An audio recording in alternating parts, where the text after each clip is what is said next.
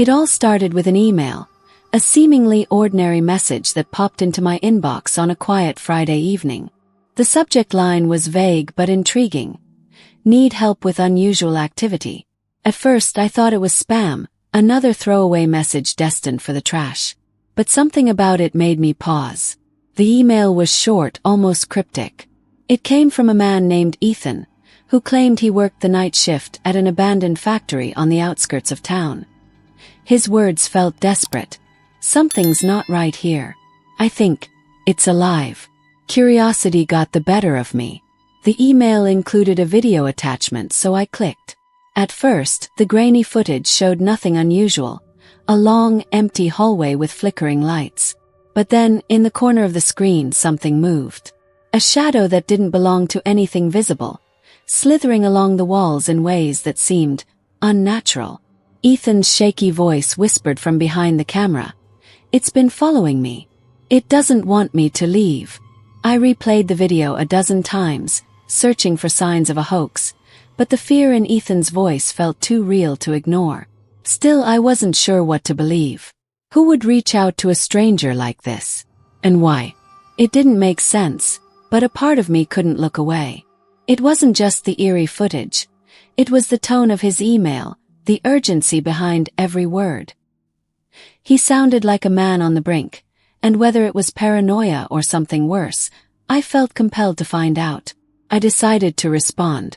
My message was simple. "Tell me more." The reply came almost instantly, as if Ethan had been waiting. He wrote about strange noises, metallic scraping, faint whispers in an otherwise empty building. He spoke of objects moving on their own, tools left on one side of the room suddenly appearing on the other. And then there were the lights. Entire sections of the factory would go dark without warning, leaving him alone in suffocating blackness. Ethan's emails became more frantic over the next few days. He described something new, an odd smell like burning rubber mixed with decay. He said it followed him no matter where he went, growing stronger when he tried to leave. And then, just when I thought he couldn't sound more terrified, he mentioned seeing it. He didn't describe what he saw, only that it wasn't human. His last message was just 2 words, "It's here." That's when the emails stopped. I couldn't shake the feeling that something terrible had happened. Against my better judgment, I decided to visit the factory myself. I told myself it was to get answers, to uncover the truth. But deep down, I wasn't sure I was ready for what I might find. As I parked outside the rusted gates and stared at the looming silhouette of the abandoned building, a chill ran down my spine. I wasn't sure if I was prepared for what lay ahead, but one thing was certain. I couldn't turn back now. The factory loomed ahead like a forgotten relic of a past life.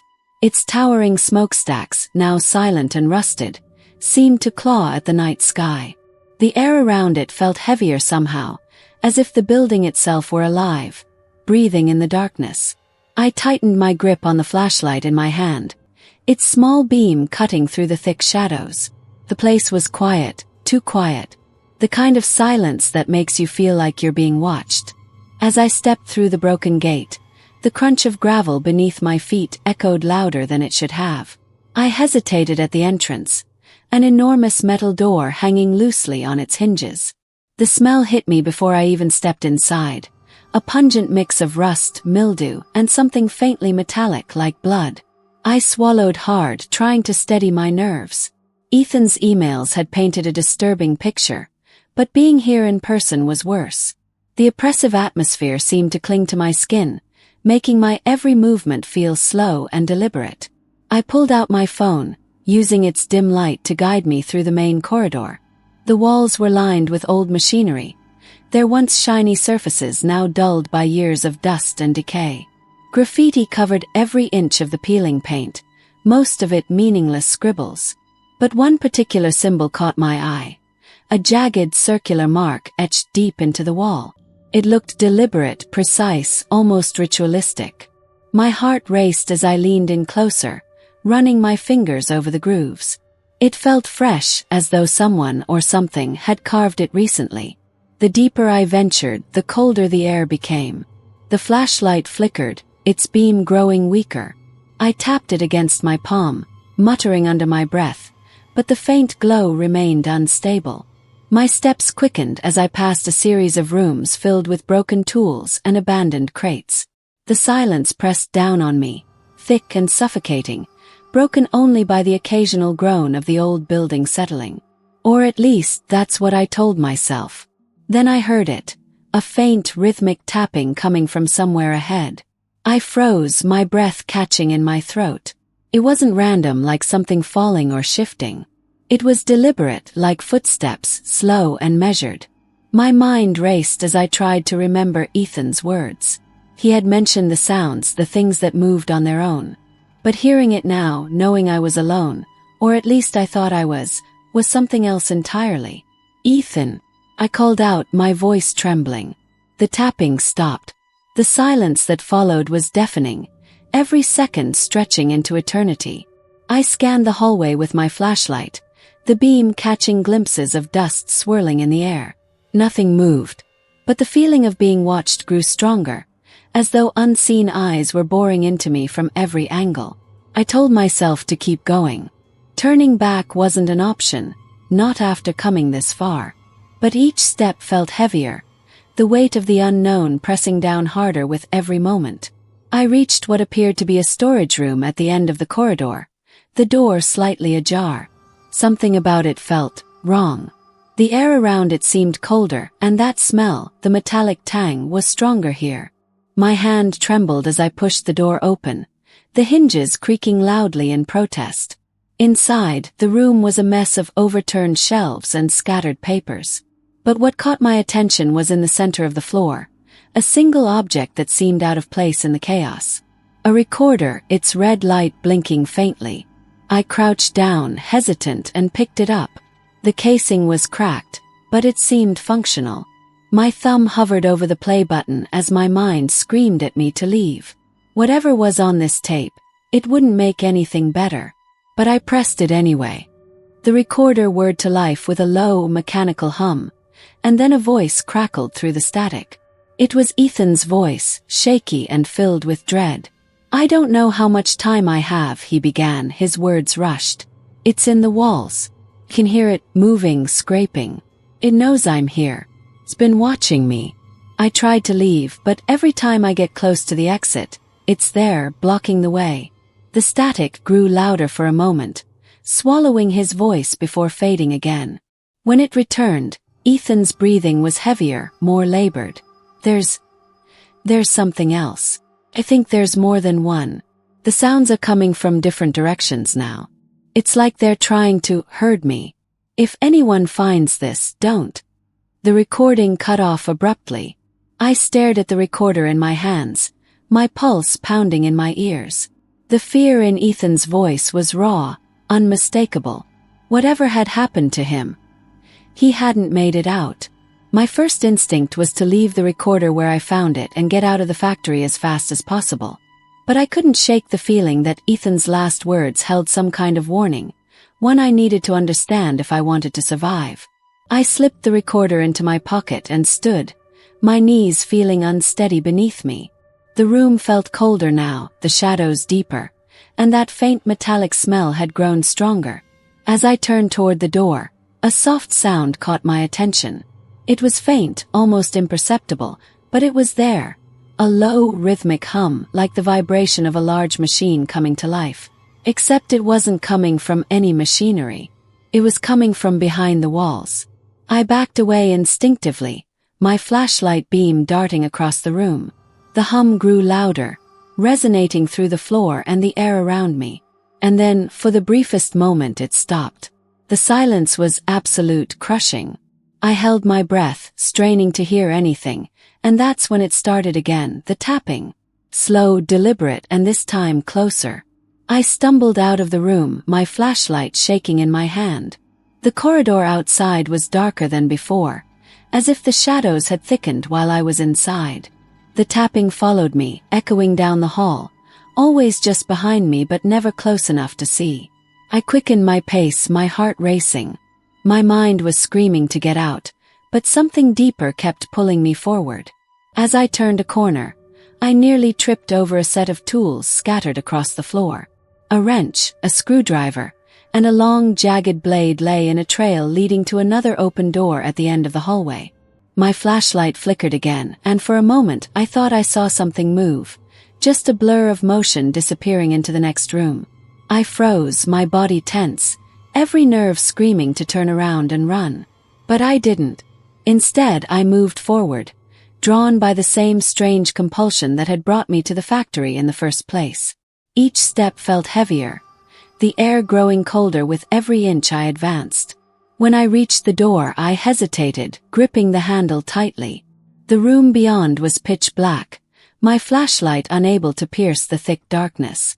The tapping had stopped, replaced by a low, guttural sound that seemed to come from everywhere at once, a sound that didn't belong in any natural world. I stepped inside, my breath visible in the frigid air. The smell was overpowering now, a sickly combination of decay and something metallic. As my eyes adjusted to the darkness, I saw shapes moving along the edges of the room, darting just beyond the reach of my flashlight. And then I heard it, a whisper, soft and almost human. "Why did you come here?" The voice was faint but unmistakable, and it sent a chill down my spine. I swung the flashlight toward the source, but there was nothing there. Just empty space and the growing sense that I wasn't alone. The whisper lingered in the air, fading into the oppressive silence that surrounded me. My grip on the flashlight tightened, the metal cold and slick in my trembling hand. The question echoed in my mind. Why did you come here? I didn't know if it was a warning, a threat, or something else entirely, but the voice felt too close, as if whoever, or whatever, had spoken was only inches away. The room seemed to close in around me, the walls pulsing with an energy I couldn't explain. My flashlight flickered again, the beam sputtering like a candle about to go out. I turned slowly, my breath shallow, scanning the darkness for any sign of movement. The shapes I'd seen before were gone, but the feeling of being watched had only intensified. It wasn't just one set of eyes. Felt like dozens, all fixed on me, waiting. Then, without warning, the guttural sound returned, louder and more guttural than before. It reverberated through the room, shaking the very ground beneath my feet. My instincts screamed at me to run, but my legs felt rooted in place. The sound grew closer, taking on a rhythm that reminded me of breathing, deep, heavy, and uneven. A sudden crash shattered the silence, and the door I had entered through slammed shut behind me. I spun around, the flashlight beam landing on the door just as something massive moved past it, too fast to see clearly. My heart pounded as I backed away, every muscle in my body tense. The light wavered again, and that's when I saw it. In the corner of the room, just at the edge of the shadows, something was crouched. At first, it looked almost human, a gaunt figure hunched over, its long limbs curled unnaturally close to its body. But as my light passed over it, the details became clearer, and the illusion shattered. Its skin was pale and stretched tight over its skeletal frame, its elongated fingers tipped with jagged, claw-like nails. Its face, or what was left of it, was a distorted mess of hollow eye sockets and a mouth that stretched too wide, filled with rows of sharp, uneven teeth. It didn't move, but I could feel its gaze, unblinking and piercing. My stomach churned as the metallic smell intensified, and for a moment I thought I might pass out. Then it shifted, its head tilting to one side with a crackling sound that echoed like breaking bone. The guttural noise stopped, replaced by a low, guttural growl that seemed to vibrate in my chest. I stumbled backward, the flashlight shaking as I tried to keep the beam steady. The creature's movements were slow, deliberate, its long limbs unfolding as it rose to its full height. It towered over me, its head nearly brushing the ceiling. My mind raced, trying to make sense of what I was seeing, but there was no logic to it, no explanation that could ground me in reality. And then it took a step forward. The sound of its clawed foot scraping against the concrete floor sent a jolt of fear through me. I turned, scanning the room for any way out, but the shadows seemed to stretch endlessly, offering no escape. The creature moved again, faster this time, closing the distance between us with alarming speed. "Stay back," I shouted, my voice cracking. The words felt useless, swallowed by the darkness. The creature stopped, its head tilting again as if studying me, deciding what to do next. For a moment everything was still, the air so heavy it felt like I couldn't breathe. And then it lunged. I barely had time to react, throwing myself to the side as its claws swiped through the air where I had been standing. The momentum sent me crashing into the wall, pain shooting through my shoulder as I scrambled to get back on my feet. The creature turned, its movements eerily smooth, and let out a screech that rattled my bones. My flashlight flickered one last time before going out completely, plunging the room into total darkness. I could hear it moving, the sound of its claws scraping against the floor growing louder. I fumbled for my phone, the only light source I had left, but my fingers were shaking too badly to unlock the screen. The growling grew closer, and I could feel the air shift as it loomed over me. I froze, my heart pounding in my ears. In that moment, I realized I wasn't just trapped with this thing. I was being hunted. The darkness was suffocating, the creature's growls circling me like a predator toying with its prey. My trembling fingers finally managed to unlock my phone, its dim light casting long, wavering shadows on the walls. But the moment the screen lit up, the growling stopped. The silence was worse than the noise. My breath hitched, and I slowly raised the phone, its glow illuminating nothing but the empty space around me. The creature was gone, or at least it seemed that way. The air felt electric, charged with a presence I couldn't see but could feel deep in my chest. My instincts told me it was still there, lurking just out of sight, waiting for the perfect moment. I took a cautious step forward, the beam of light shaking as I tried to focus it on the far corners of the room. That's when I noticed something strange, a faint glint on the floor, reflecting the light from my phone. It was metallic, partially buried in the grime. I crouched down, keeping my phone's light pointed into the darkness as I reached for it. My fingers brushed against something cold and smooth. Pulling it closer, I realized it was an old key, heavy and worn, with strange symbols etched into its surface. The symbols looked familiar, almost like the carvings I'd seen earlier in the hallway. My mind raced. Was this a way out? Or was it part of something worse? Before I could think further, a noise cut through the silence, a sharp metallic clang echoing from above. My head snapped upward just as a panel in the ceiling shifted. Something heavy began to scrape along the beams, moving with deliberate, grinding steps. The sound wasn't coming from one direction anymore. It was all around me. I backed against the wall, gripping the key tightly as the air grew colder. The shadows seemed to shift, stretching unnaturally toward me. Then I heard it. A voice, faint and gobbled but unmistakable. It wasn't Ethan this time. It was deeper, guttural, and inhuman. "You shouldn't have come." The words echoed like they were being dragged from the depths of the building itself, each syllable heavy and deliberate. My heart pounded as I tried to process what I'd just heard. Was the creature speaking? Or was there something else here with me? Suddenly, the growling returned, this time from directly behind me. I spun around, the phone's light catching a fleeting glimpse of movement, a flash of pale skin and long, twisted limbs disappearing into the far corner of the room. My chest tightened as I realized it wasn't alone. There were others. Smaller figures, hunched and crawling, their shapes just barely visible in the dim light. They moved like shadows, skittering across the floor and walls, their whispers filling the space with a rising cacophony. Panic surged through me as I stumbled backward, clutching the key like it was my only lifeline. The figures stopped, their hollow eyes reflecting the faint light as they turned toward me in unison.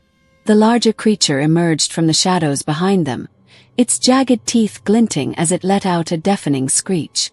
My instincts screamed for me to run, but every path was blocked, the room closing in around me. And then, something unexpected happened. The key in my hand grew warm, almost burning against my skin. A faint light began to emanate from the strange symbols etched into its surface, cutting through the darkness. The creatures recoiled, hissing and screeching as the light grew brighter. It wasn't just light, it was power, something they feared.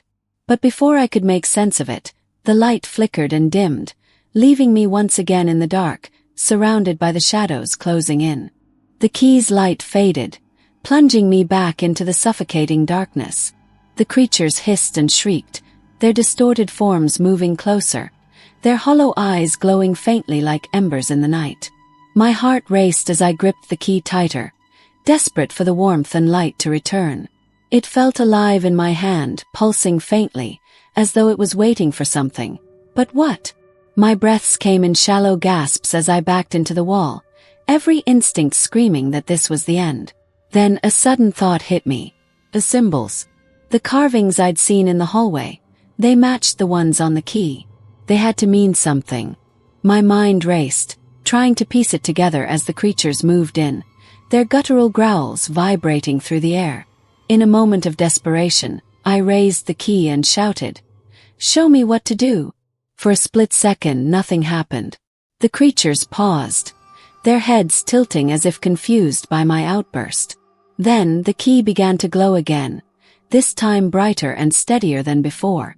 The light wasn't blinding, but it was enough to make the creatures recoil, their shrieks turning into furious howls. The largest one lunged, its claws slashing through the air, but the light from the key flared, stopping it mid-strike. The creature let out a pained roar, retreating into the shadows, and the smaller ones scattered like leaves in the wind. The light expanded, filling the room and revealing more than I was ready to see. The walls were covered in symbols, etched deeply into the decaying concrete, glowing faintly in response to the key. But what caught my attention was the floor. Beneath the grime and rubble was a massive circular carving, intricate and ancient, pulsating with the same energy as the key. It looked like a seal, broken and cracked, with blackened veins spreading outward like a disease. Realization dawned on me, sharp and cold. The key wasn't just a tool, it was part of this place, a lock designed to keep something contained. And now, whatever was beneath me had been trying to break free. The creatures screamed again, their movements frantic, as if they sensed the balance tipping against them. I didn't have much time. Gripping the key, I knelt down and pressed it into the center of the seal. The moment it made contact, the floor began to tremble.